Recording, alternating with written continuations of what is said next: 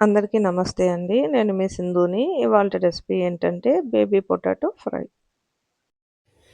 ఇంట్లో మనము పప్పుచారు, రసము, మజ్జిగ పులుసు ఇలాంటివి వండుకున్నప్పుడు అందులోకి క్రంచీగా, టేస్టీగా ఏమైనా కాంబినేషన్ ఉండాలనుకున్నప్పుడు ఇలా సింపుల్గా బేబీ పొటాటో ఫ్రై చేసుకోండి.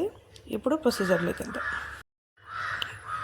ముందుగా కుక్కర్ తీసుకొని అందులో క్లీన్ చేసి పెట్టినటువంటి బేబీ పొటాటో వేసి సరిపడా వాటర్ యాడ్ చేసి కొద్దిగా సాల్ట్ వేసి ఒక 3 విజిల్స్ వరకు బాగా కుక్ చేసుకుందాం.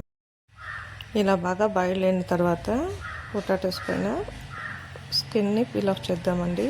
ఇలాగే మిగిలిన పొటాటోస్ అన్నిటిని కూడా స్కిన్ పీల్ ఆఫ్ చేసి ఇలా ఒక బౌల్లో ట్రాన్స్ఫర్ చేసుకుందాము.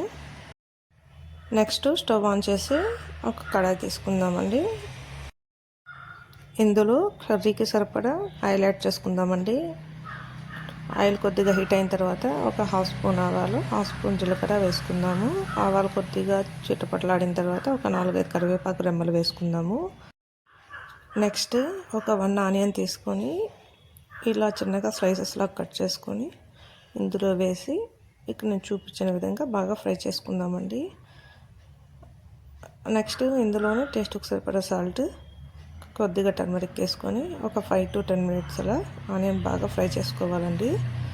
ఇలా ఆనియన్ ఫ్రై అయిన తర్వాత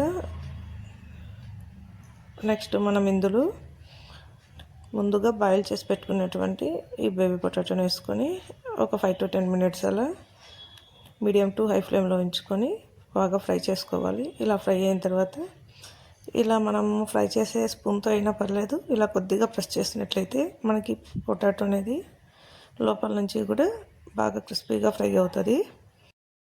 నెక్స్ట్ ఇందులో 1/2 స్పూన్ మిర్చి పౌడర్, 1/2 స్పూన్ ధనియా పౌడర్, 1/2 స్పూన్ గరం మసాలా వేసి ఇక్కడ నేను చూపించిన విధంగా స్లోగా మంటను మీడియం టు లో ఫ్లేమ్లో ఉంచుకొని ఒక 5 to 10 మినిట్స్ అలా పొటాటో క్రిస్పీగా అయ్యే వరకు ఫ్రై చేసుకుంటే సరిపోద్ది.